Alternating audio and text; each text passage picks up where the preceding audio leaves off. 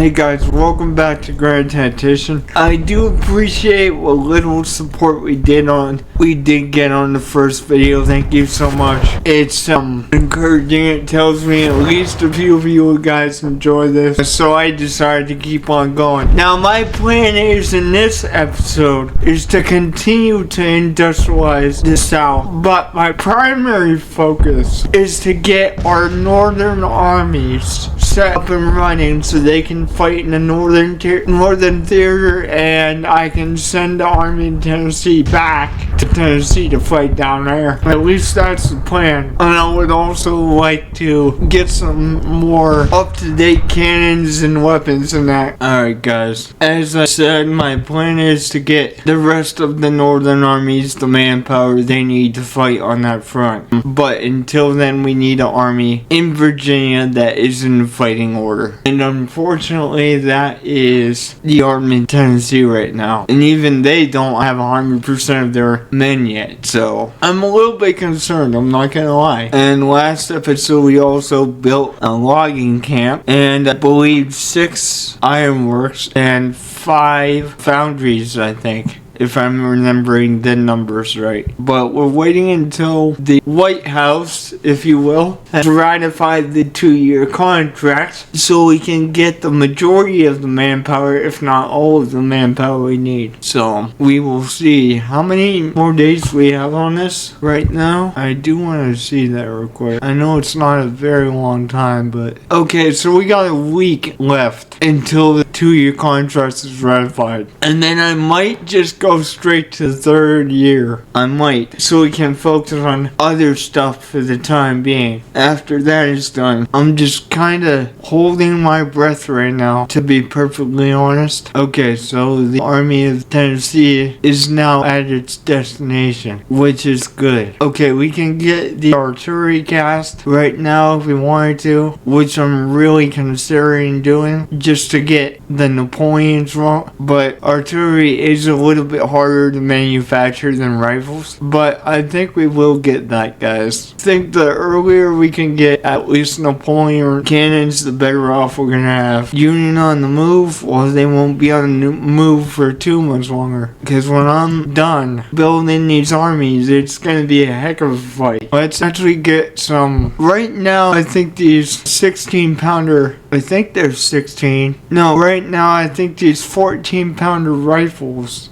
cannons, the James rifles, would be too hard to make, to be honest. So let's keep it simple and just make a bunch of 12-pounder Napoleons. That would be better than nothing. About 3 months to make 16 pieces, which really isn't all that many pieces. I wish we could make more in a shorter amount of time, but we can't. Not with the way our industry is right now. But the 12-pounder Napoleon will definitely be an upgrade for sure. And I may want to wait until we get a couple of those integrated into the armies before we move on to Union. Already took it. So yeah, that's my plan, is to get some Napoleons in before we actually move, because that would help astronomically. I think what I'm going to do, guys, is I'm going to go down to the deep south and maybe get the industry upgraded, like the factories and stuff. We'll start with the one in South Carolina, because that's the oldest one. And then what I'll do is I'll pause it and just try to upgrade all the ironworks that we actually have. So it's I think I put that stuff in Georgia near Macon, I'm pretty sure. Yeah, there it is. So I'm gonna at least upgrade the ironworks that we have down in here. And we could get it cheaper if we let the subsidies fill, but the reality is, guys, we don't have time to do that. If we want to be self-sufficient, if you will, we don't have time to be waiting for that crap. So yeah, I just brought every ironworks that we had from the first episode to level 2, and hopefully that helps quite a bit. I could build more ironworks, but I really don't want to do that because it takes so long to do, and I would rather get the ones that we have up to level 3 before we actually build more. to be perfectly honest. So that's what my plan is there. I do want to keep an eye on the armies that they have in our territory, which are both on the same front, so nothing I need to worry about right now. But we're just gonna sit and wait until we should be almost done with those contracts by now. Let's see here. Yeah, we got like 4.3 days. U.S. Navy arms civilian ships. How much of the army are we missing here? Yeah, we still don't have everything. 19 more days till these guys come in here. And then we got 19 days on these guys, so we'll get both of those all at the same time. Which is kind of cool, because we should have a decent amount of Napoleon guns by the time those guys show up. I mean, we gotta do 3 months for the whole order, but we should have quite a few of them, I think, after about a month. And I could fast forward it, guys, but I don't think it's wise to do that, so that would be why I'm not doing that. And just to update on the news, guys, in regards to Grand Tactician, there is a sequel coming out, and it's gonna be the Napoleonic Wars. So you can bet we'll be grabbing that one and that one on the channel as well. But thankfully I can probably design my thumbnails at that point without people screaming racist, which I'm not, to be honest. It's just the rebel flag is the easiest background to use. So whenever I play a game like this, like Hearts of Iron or CK3 or whatever, I like to use the nation's flag from that time so that it communicates what side we're playing. That's the only reason I do that. And I actually have a rebel flag in my room too, because I collect Civil War stuff. When I was a kid, Civil War was big for me. I could tell you everything about it at, 10, 12 years old. Now they made a game, 30 years later where you can literally change history. And as soon as I found this game, I instantly fell in love with it. Instantly, it was amazing. It can be a little bit dry when you're doing the defensive war early on, but I enjoy the game. And this playthrough, I'm hoping that we can go all the way through the war in this playthrough and actually win the war. Union's having a recruitment crisis, and we can almost get administrative reform level again, which is gonna bring our policy research up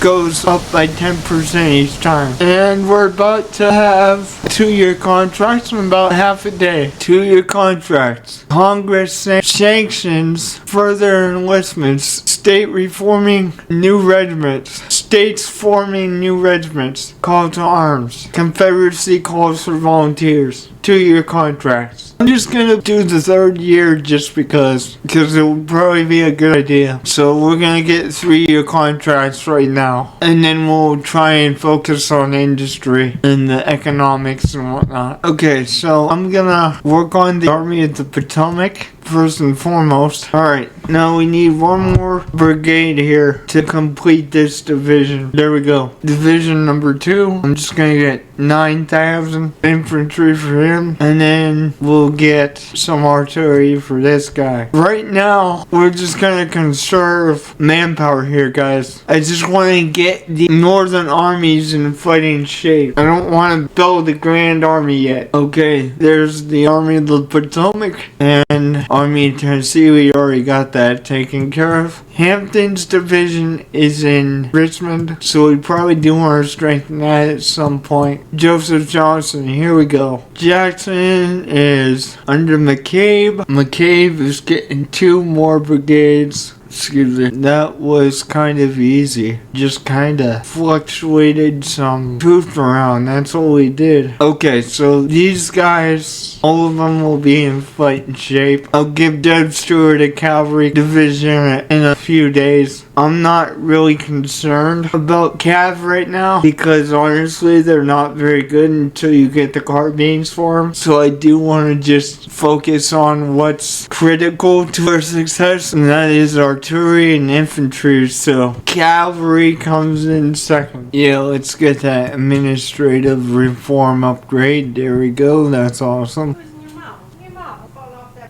How much time we got? Got 31 days. Excuse me. Hold on, let me see. I want to see, since we've been doing one artillery division, I want to see how much cannons that actually is. It says 17 guns. So what was that order that we did here? Let me take a look at that real quick. Alright, so it's gonna take 3 months essentially, a little bit less to make 16 pieces of artillery. So by the end of it, we'll be able to make almost a complete army's worth of artillery. We won't be able to spread across all 3 armies, unfortunately. It's 1 less than and 4 armies worth of artillery right now, which is pretty decent, but we gotta do 1 army at a time. And then once those upgrades for the ironworks come in, probably be a little bit better, but they gotta finish upgrading before we'll probably start to see a difference. I can also make more as well, but again, we are negative BB, which isn't terrible, but the last thing I want to do is crash the economy. And the Tennessee Army is standing guard until the other armies get the troops they need. What we could actually do is do multiple orders of Napoleon until we get 3 armies worth, and then just outfit all of them with the artillery that they need. That's one option too, but that would take longer. May 24th, 1861, currently, right now. Okay, so now we got 3 armies in the Confederacy right now. Let me go check where exactly that's at. Well, I'm gonna take a chance and see if I can't get people down there to defend that spot. It's probably going for, let's go for this place here. Hopefully that does not backfire when they see him moving. I think they might stay put because we actually have other armies being mobilized right now, but I'm hoping that's the case. But they definitely have long trek back home. No question about it. 20 days, holy crap. Army mobilization sometimes takes forever.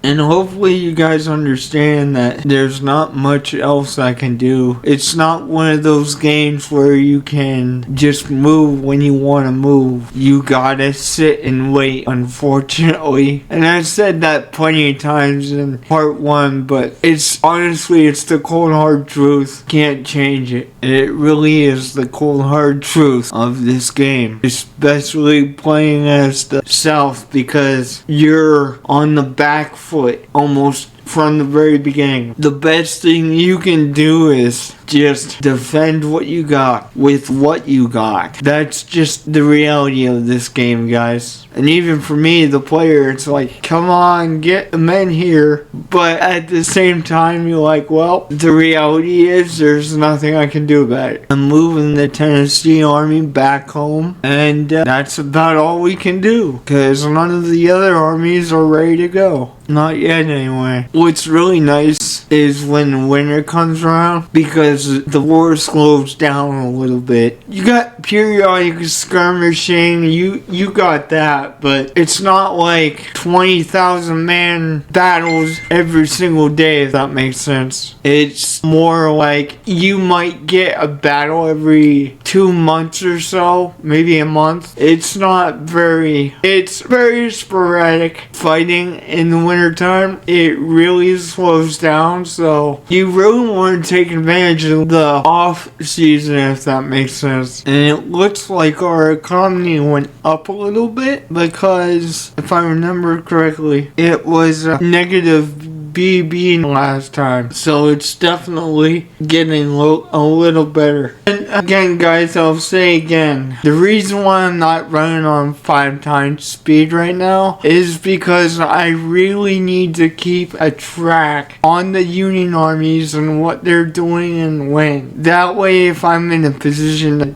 counter that move, I can. But if I'm not, we're just gonna stay put. Early game, there's gonna be a lot of staying put. But once we get every army where it needs to be, there's gonna be a lot of fighting. So this series might start a little dry, but once I get where we need to be, there's going to be a lot of fighting. And there's gonna be a lot of people dead. I'll tell you that right now. Probably a lot on the Yankee side, to be perfectly honest, compared to our losses. But it's very important that we get a handle on the economic system and the production and all that, and advancing our technology beyond anything that the Yankees have. But like I said, I really want to focus on the industrialization, which is why, despite not having the funds for it, I upgraded the ironworks again. We talked about that earlier in the episode, but it is very, very crucial that we have those at the highest level possible. And that's level 3. I put them on level 2 now, but we're waiting for them to upgrade. Everything takes time in this game. So whatever you guys plan, if you play this game for yourself, especially playing as the South like we're doing now, you gotta think 5, 6 steps ahead, even a month ahead if you can, because it's gonna take time to do what you want to do. This is what makes the Union campaign so easy, and I mentioned that in the earlier episode at the beginning, is because their manpower is so much greater than the Confederacy that they could easily run us over. Okay, that's why I have the AI aggression to calm. Okay, because any higher than that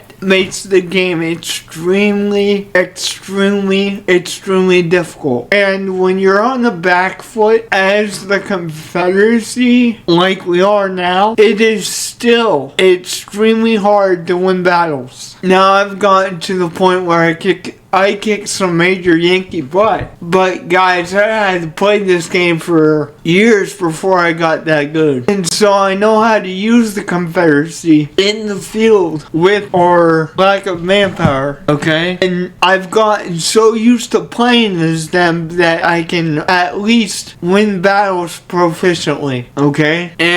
But that takes time to get that good, because even on so-called easy difficulty, this game is not easy, especially being on the back foot as the Confederacy. I'm gonna try to get the Army of the Northwest in fighting condition as well. Need 2 more. Now we're gonna break into a new division. We're gonna give these guys 3, which is about 9,000 men. Alright, and then we'll give them some artillery as well. I'm trying to conserve manpower, so that's why I'm not like trying to, go all out with this. We're gonna get to the point where I'm gonna have 3 infantry divisions and 3 artillery divisions and 3 cavalry divisions. But as of right now, we don't have the manpower to be doing that. So I'm making small forces with what we got. But I don't know if you guys saw, but we had 4th Army go in from the left side of the map. And that's why I thought it'd be a good idea to get the Army of the Northwest in fighting condition. But obviously we have to wait again for everybody to get there. That's why you gotta plan ahead based on what's going on. And daylight hours actually do get shorter within the different seasons as well. In the winter time, the days are only, I believe it's like 8 in the morning to 5 p.m. and then they stop fighting. Like, you can fight for days straight on one battle sometimes. But that's extremely prevalent in the wintertime because the days are so short in the wintertime. But like I said before, the odds of you fighting in the wintertime are next to none. And like I said before, you do have a sporadic engagement, but you do not have the engagements that you have in the springtime or even the summertime. It's June 1st, 1861. It's prime fighting season now. So we gotta be very, very vigilant. on what's going on. As you can see, they're taking Corinth, Mississippi, which is why I sent the Army Tennessee back. It's not their home state, but it's adjacent to it, which is why I said I'm sending them home, because essentially I am. We have 21-point date, 5 days until 3-year contracts get enacted. Now they're on the train, so they're gonna move faster now because they're using railroads. Our lumber mill is almost done, which is good because we'll start making money off of that. It's June 2nd, 1861 right now. Say goodbye to the actual single fit army in the Confederacy right now, because we got problems in Mississippi. 19 days left, you guys,